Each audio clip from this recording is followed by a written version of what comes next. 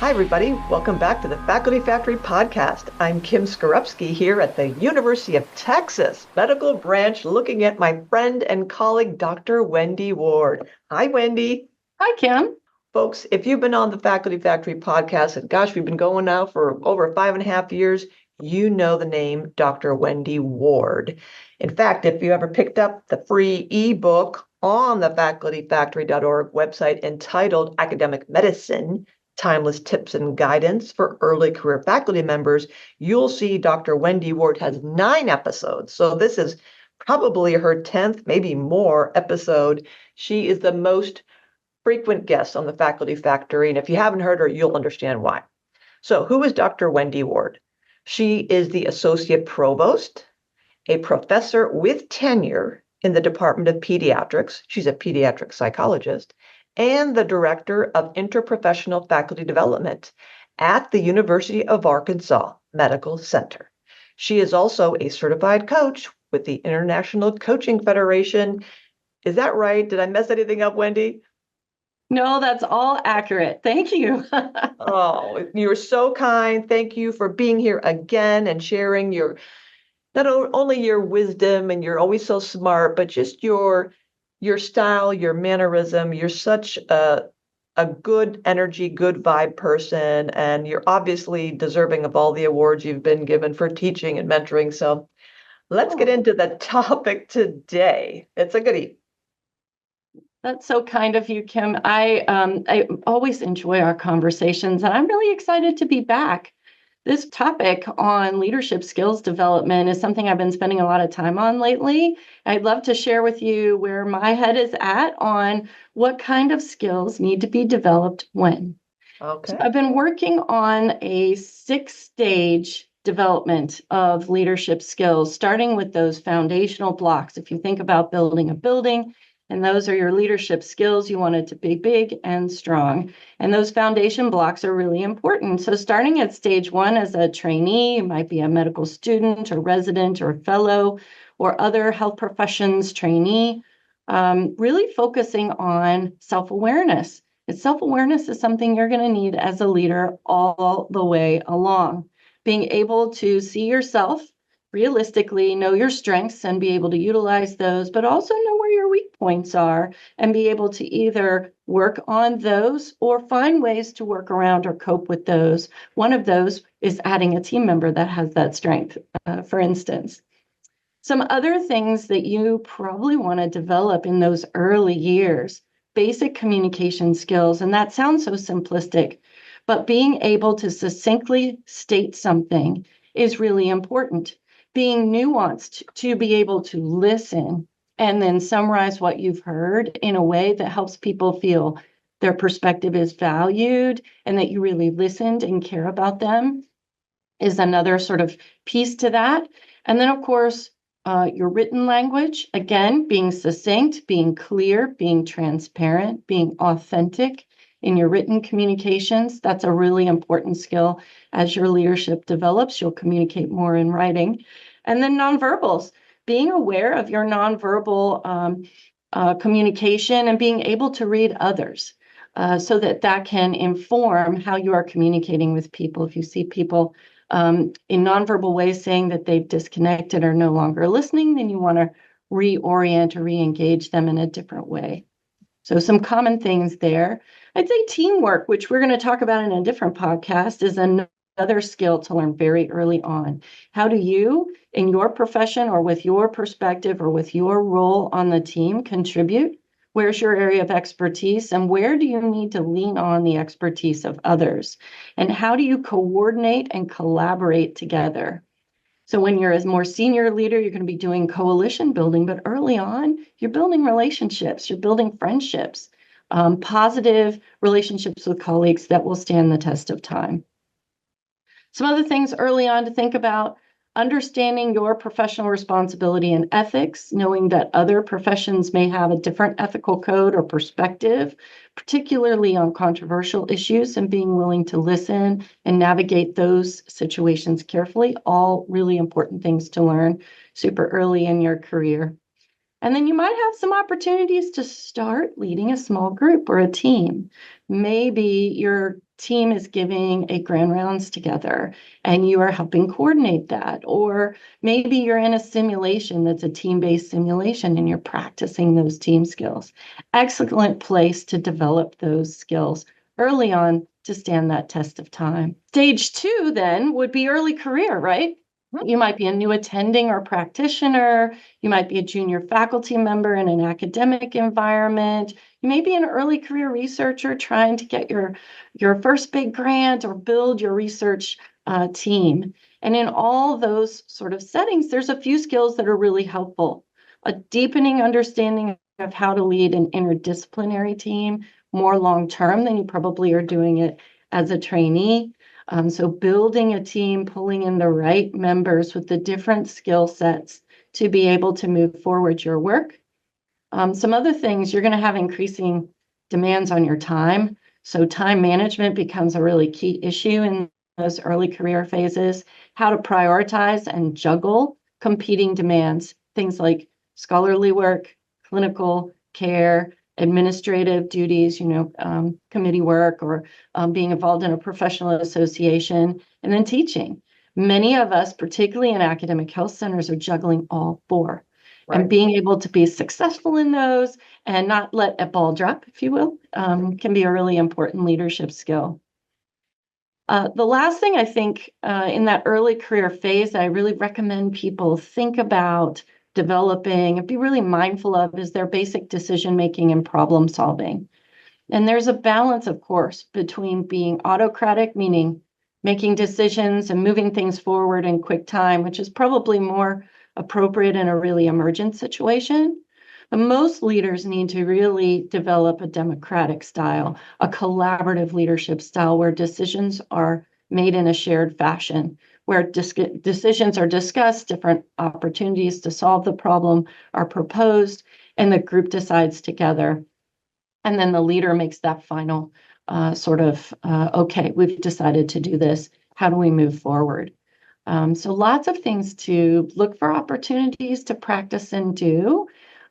Key activities would be managing projects, managing teams.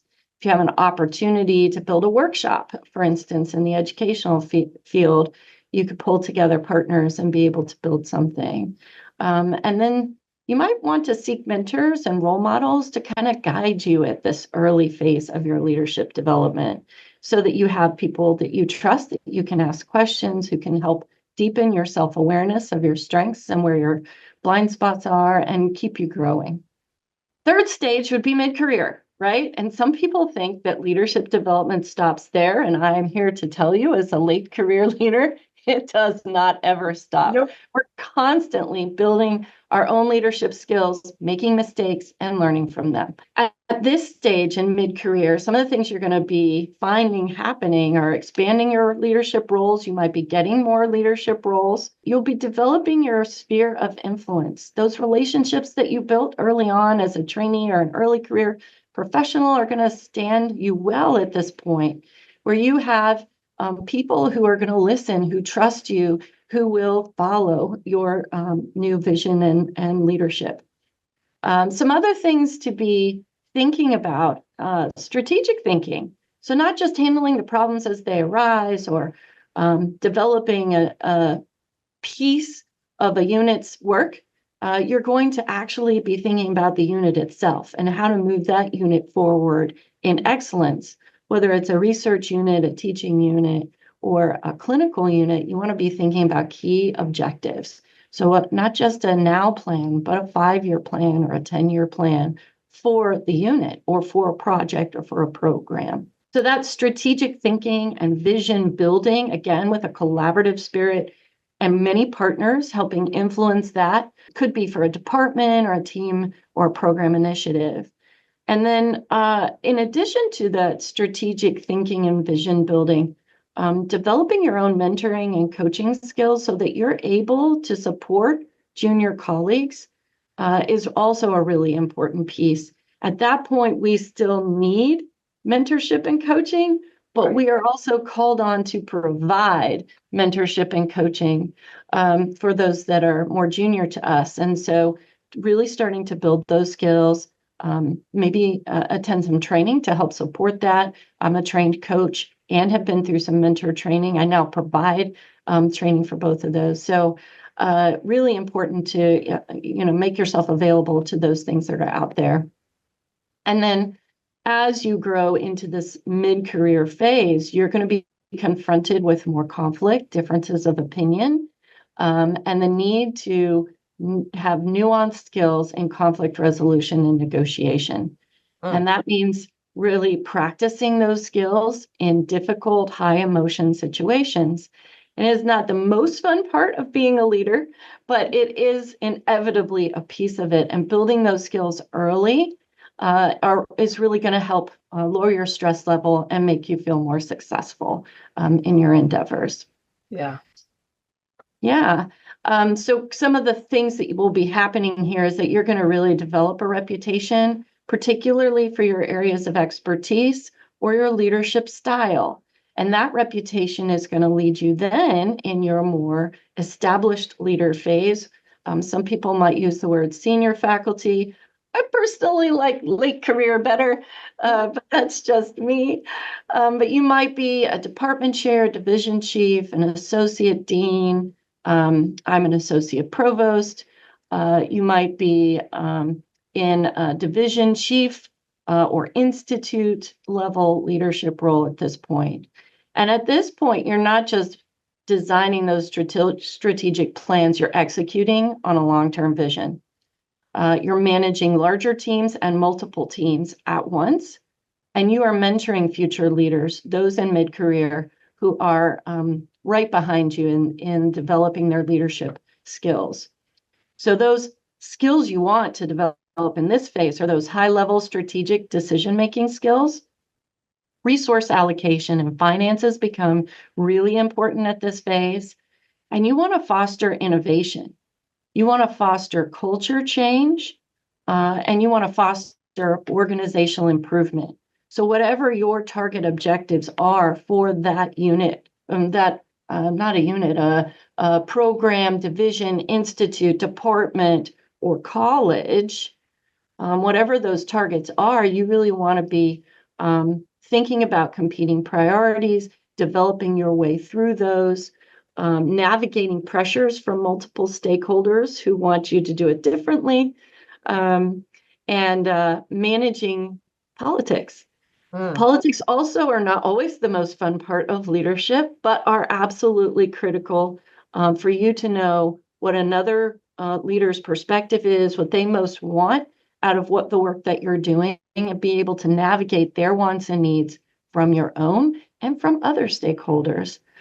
So kind of being able to navigate those politics in a way that builds relationships, coalitions, people are really behind what you're doing, and being able to navigate some of those differences of opinion with other key leaders. Some other things to think about at this stage is really ensuring the succession planning and the development of future leaders. I just gave a talk on sponsorship and how to be an active sponsor as a leader. Is a very different role than a mentor or a coach. In fact, I went over that in my talk. A sponsor is really keeping an eye out for talent and then connecting that talent with the resources or the opportunities or the roles that they are ready for. So it's less about one-on-one meetings and developing a relationship, more about someone looking at the chessboard and helping allocate resources, opportunities, and roles to the right people in key ways to move forward the entire institution or college or department. Yeah. So ensuring that succession planning. So you're going to be working on large initiatives in this phase, change management, programming, culture change, and serving on really organizational and or national committees and key leadership capacities. So stage 5, you're an organizational leader. This is an executive role, a dean, a CEO. You're in the C-suite, which is all the C's, the CNO, the COO, those folks. You might, on the academic side, be the provost.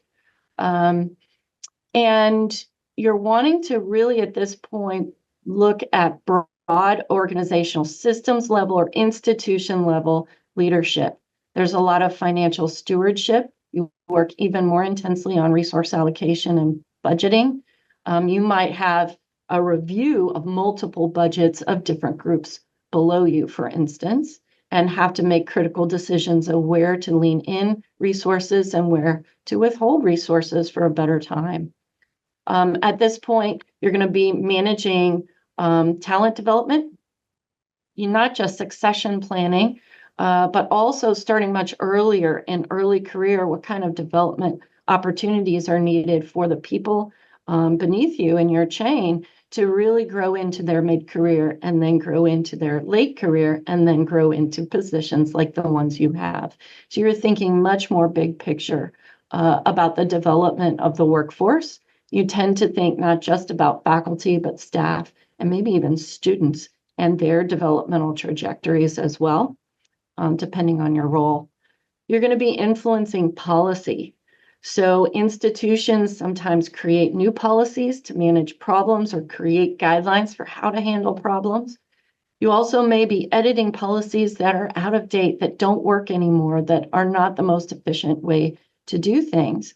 And so again, using that systems level or organizational level lens to address policy inaccuracies or absences and really shaping the future of the institution. You're also going to be managing high-stake crises and making key decisions. So having built a team of people who can give you collaborative input, who you have the relationship with, that they will tell you the truth, whether you want to hear it or not, which is absolutely critical for a leader. Because if you lose that support, that truth-telling to people in positions of power, you will make inaccurate decisions inevitably. You can't know everything, and even at this stage, you have to lean on those partners to help you with making those decisions in rapid time and managing those large-scale crises. And then culture, at the point that you're at this level, you're owning the culture of the college or of the institution or of the health system. And at that point, you have to make key decisions about how to change, modify, improve, or how to sustain a really positive culture. And those things, like any plant, if you do not water and feed them, they will wither. So cultures are thriving things that have to be contributed to in strategic ways. So all of those things at that stage 5 institution or organizational level leader. And finally, stage six. So the legacy leader, these are folks who are in their retirement phase. At my institution, we have a phase where you can step down slowly with percentages of time and what have you. Or you can transition into an emeritus status. We also have a thriving emeritized society here at UAMS. And those transitions have a lot of leadership opportunities. And oftentimes institutions, when people retire and they leave, they don't really lean into or tap into those opportunities. So those leaders typically have had high-level advisory and mentorship roles in the past. They can continue to serve that in the retirement phase or post-retirement as emeriti or as revered retired faculty if you don't have an emeritus process. They can really offer insights into organizational history. Why things are the way they are does not mean that they shouldn't change, but understanding the why helps the existing organizational leaders make informed decisions on how to change things. There are insights, knowledge that can be utilized and leveraged through consulting, writing, public speaking, coaching, and mentoring that all are really important ways to keep leading even in stage 6. Some of the challenges you might have during this stage, letting go of operational control and the level of influence that you might be used to, which is a phase of change and something to be aware of, to talk about, again, with your mentors and your coaches.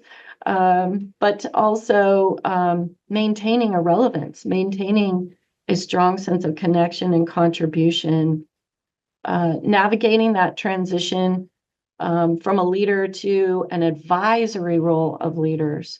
and then ensuring a smooth handover to your successors so that you're supporting them in their new leadership decisions. Those are all key things that folks at stage 6 can be doing.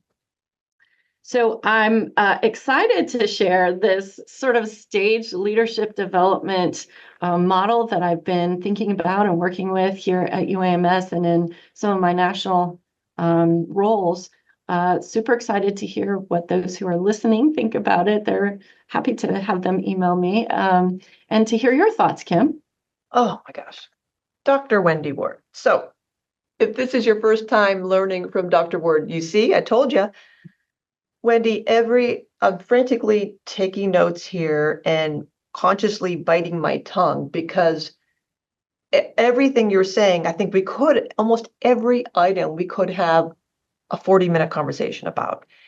And so first of all, thank you for thinking so deeply about this, because this is not just something, what you just presented to us is not something one just Googles and you find these 6 things. You clearly, this is where, you have the expert teaching the experts. Everybody listening to this podcast right now, you are all experts in your field. And now what you've just experienced was an expert in faculty development talking to experts. So I love it. It's took a lot of work. So thank you for thinking so deeply about this, for being so broad and putting all of that wisdom into a nice little nutshell. Oh, you're welcome. Thank you, Kim. Those very kind comments. As you probably guess, I am really passionate about the work that I do in faculty development, and this is a topic that's near and dear to my heart. I've been providing leadership programming for a long time, but not with this lens. And as I grew as a leader and my vision or my understanding of development grew, this lens of how we build a workforce full of capable leaders is a really important topic. And I'm just grateful to have the opportunity to share my thoughts with the podcast viewers.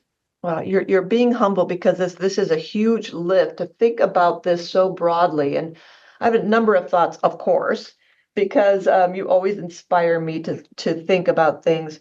The first, thought I had was as you were describing the initial stages 1, 2, 3. I'm thinking, well, if I'm an early career faculty member, I'm thinking, slow your roll. I don't care about mid-career, and I certainly don't care about later career and organizational leadership, executives, and legacy. I'm really in the thick of things right now as an early career or as a trainee. But what's so important about what you just laid out is having an eye, or at least an awareness of what's out there, allows you to kind of be able to anticipate opportunity, areas where I can improve, where I might be interested in kind of checking out, where I know I don't want to go. So it's almost like when we're in, high school and you think, I'm just a freshman. And then what are the sophomore? Oh, I can't do that till I'm a sophomore. Or what are the juniors doing? Oh, when I'm a senior, I'll get to. When you kind of have that kind of vision of what's ahead, it maybe allays some concern or anxiety. It lowers that temperature, but it also maybe heightens enthusiasm and excitement. And then maybe, oh my gosh, I didn't know that I'd have to do that. Geez, yeah, I better bone up on my communication style. I tend to be kind of direct, and it served me well because I'm just taking care of me. But geez, that's right. If I am going to get to that level, I'm going to have to be working with teams. And my only awareness of teams is that together, everyone annoys me version of teams. So yeah, so what I liked about your presentation is that not only is it so rich at each level, but it has that, again, that awareness of, geez, you do have to up your game. And so I think it's just good to kind of like put it out there of, is that what that takes? Is that the kind of stuff? So thank you all. Thank you, first of all, for that awareness raising and kind of elevating that visibility. Thanks. Yeah, I do hope people see it as a more of a ladder. You don't have to know everything at once. Like, you don't have to put yourself under that pressure. We get imposter syndrome at every one of these stages, by the way, that we're not sure if we're ready. And sometimes that's a true awareness. We're not quite ready. There's some growth that we need to do. But I'm hopeful that it says to people, at this stage, just focus on these things, just these things. And that is what you will need in order to get to that next stage. Help reduce the imposter syndrome, make it a little more doable. And for those who are thinking about building programs, it means you don't have to throw everything in the kitchen sink in your one leadership development program. You can develop a stage-wise approach and really focus in on the things they need at each of those levels. Yeah. And I love the way you've laid this out. And I hope you turn it into a book or publication beyond the podcast, Wendy, is that you can almost think of this as a checklist or an individual career development plan, if you will. Yes. Someone could listen to this or or email you or make a list of where do I kind of give myself a ranking of 10 versus kind of a 0, and then that would help you kind of, as you're saying, stage your preparation and at an annual review or some kind of like a new year, kind of take a little pause and say, I think I am ready right about now to learn more, get in touch with my faculty development office, get a coach, kind of maybe spend some time with some really great people on my own campus who are exhibiting best practices around building their team and negotiating and learning how to be a strategic thinker or change manager. So that's another reason why I love this kind of idea of, as you said, you don't have to do all of it before one graduates to the next level, but it raises your awareness of, how come I don't have anything in that sphere? And could I actually get by without that?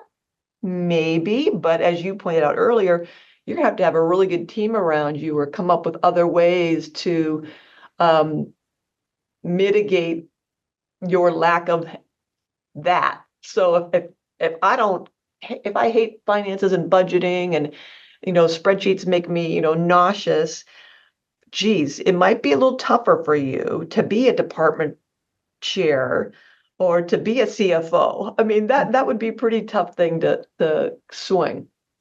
Absolutely. Absolutely. Best practices for annual reviews between anyone and their leader, regardless of stage, is to think about goal setting for the next year and their own development. So hopefully this informs one piece of their development. It's not the only place that you can develop yourself, but maybe a critical place.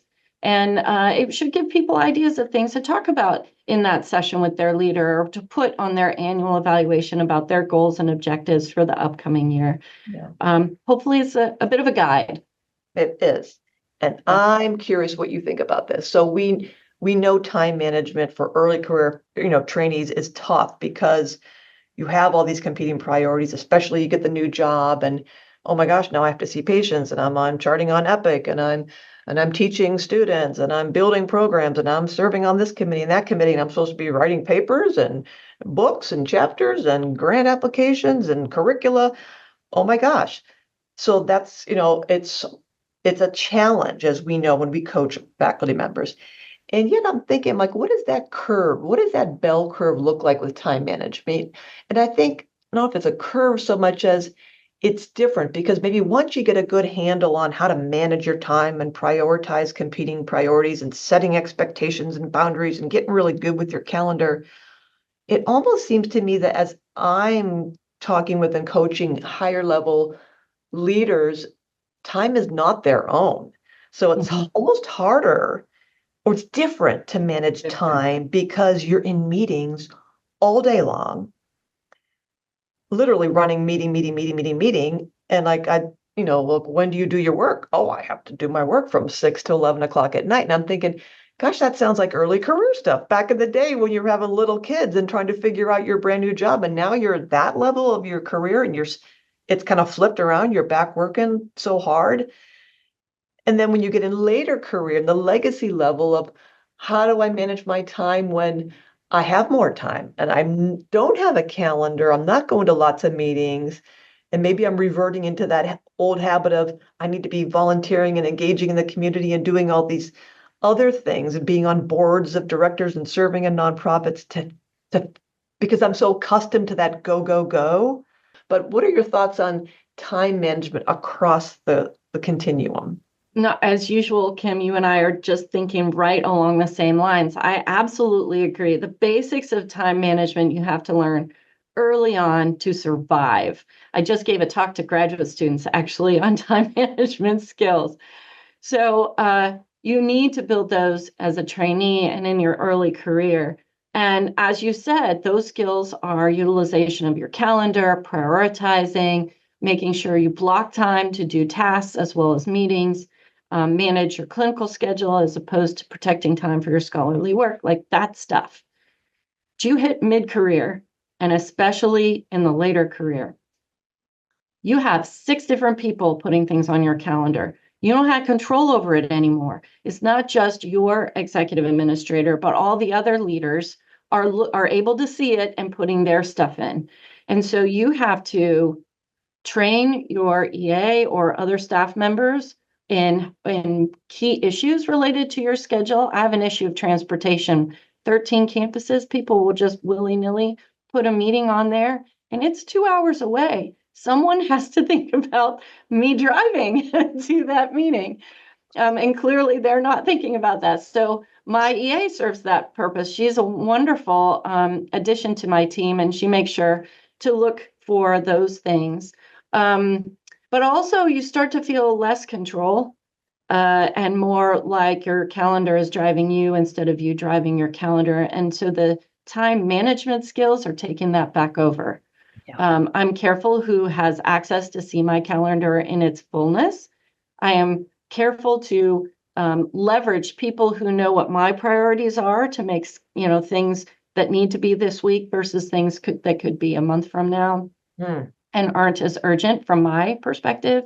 Right. Like I am either training and delegating those tasks, or I am reviewing my calendar and making edits ahead of time. So every Friday, I look at the next week, and hopefully once a month, I look at the whole month to make some edits so that I'm not running crazy or unable to transport where I need to, or have double bookings at different times. Right. And that's just a different nuance to the time management.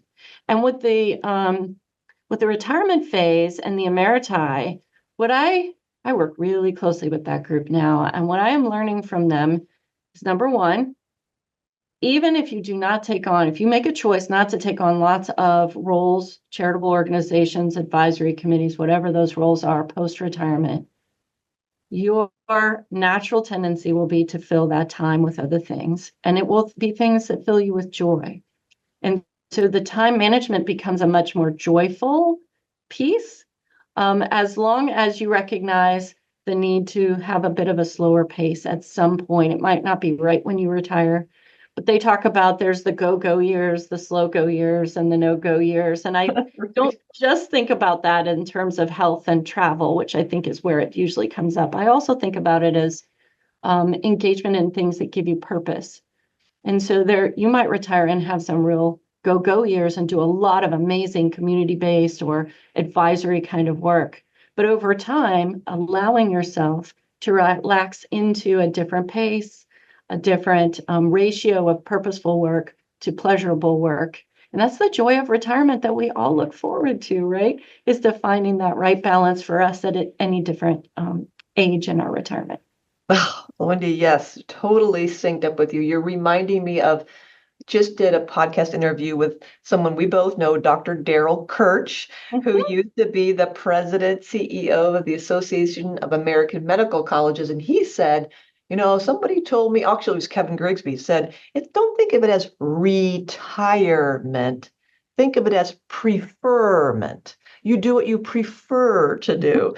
So you're reminding me of that proactive, in control idea of do what you prefer to do, not necessarily pulling back, retiring from something, but you're engaging in a different, purposeful way. So I love that. I love everything about it. What you're saying is so important. It's so great. And I think I'm confident that learners and trainees can understand and appreciate the long term, the long view of this, even though Wendy and I both know that, yeah, just a click ago, we were thinking, oh, please, I hope I don't get to be that old. I will never be like that.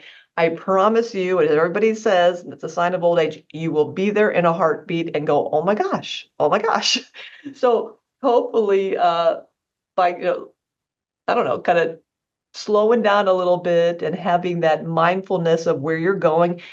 And I say slowing down, not only kind of facetiously, but seriously, like as I'm getting older, we kind of live so much that hustle and grind, hustle, grind, hustle, grind, that you really don't have to be hustling that much. That my advice to early career faculty members is to kind of like try to slow down, take a breath. There's nothing that urgent unless it's, a patient care. Obviously, if somebody's on the table, you got a sick patient. That's the urgent priority stuff, the high urgent, high need, important stuff.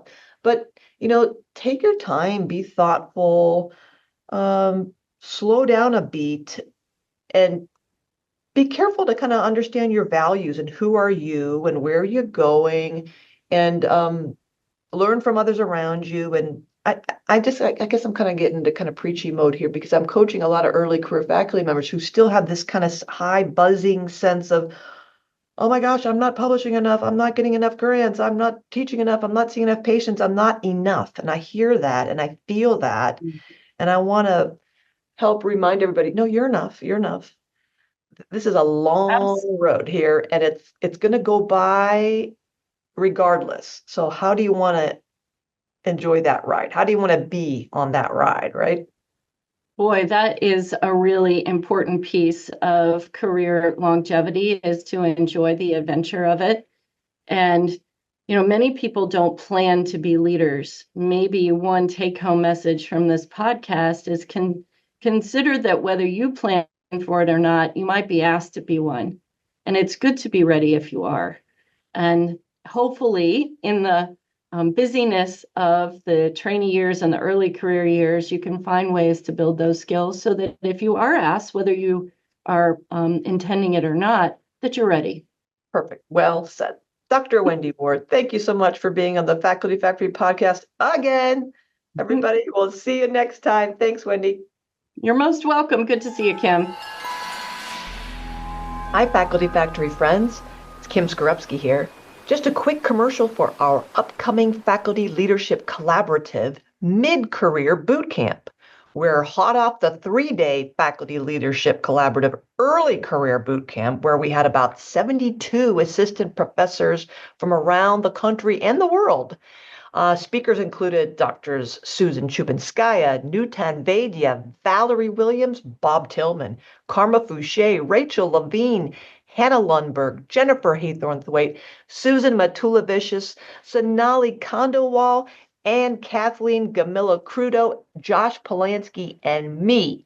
It was so awesome. Well, the 3-day mid-career bootcamp for associate professors is April 9th to 11th, 2025, 2 to 5 p.m. Central Standard Time, all via Zoom. The topics for the mid-career bootcamp will include Leadership Presence and Self-Management by Joe Losey at Pitt, Communicating with Emotional Intelligence with Alice Fornari from Hofstra, Leading Organizational Change with Susan Chubinskaya right here at University of Texas Medical Branch, Conflict Management and Mediation with Dave Usum from Hopkins, Strategic Thinking, Planning, and Negotiating with Rejma Jagzi from Emory, Building and Managing Teams and Projects with Wendy Bennett from Hopkins and Darpan Patel from the University of Texas Medical Branch, Finances and Funds Flow with Vin Pellegrini from Dartmouth, and Creating a Leadership Future, Preparing for Transitions with Archana Chatterjee from Rosalind Franklin. We're also going to have a panel of recently promoted professors who will share their journeys. You'll get 9 contact hours of CME, CNE, and CLS continuing education credits. You've got a curated resource guide, lots of networking opportunities. We have a half hour before, half hour after each day's events for just more community building and networking and Q&A. So go to the facultyfactory.org website. That's facultyfactory.org website. You'll find the link right there on the first page to sign up and share it with your colleagues and friends. Thanks for tuning in to the Faculty Factory podcast. We are a faculty development community sharing tools to build academic leaders in healthcare. Maybe you want to be interviewed on the podcast? Please visit facultyfactory.org/contact and send me a message there. The Faculty Factory podcast and website is sponsored by the Office of Faculty Affairs at the University of Texas Medical Branch in Galveston, Texas.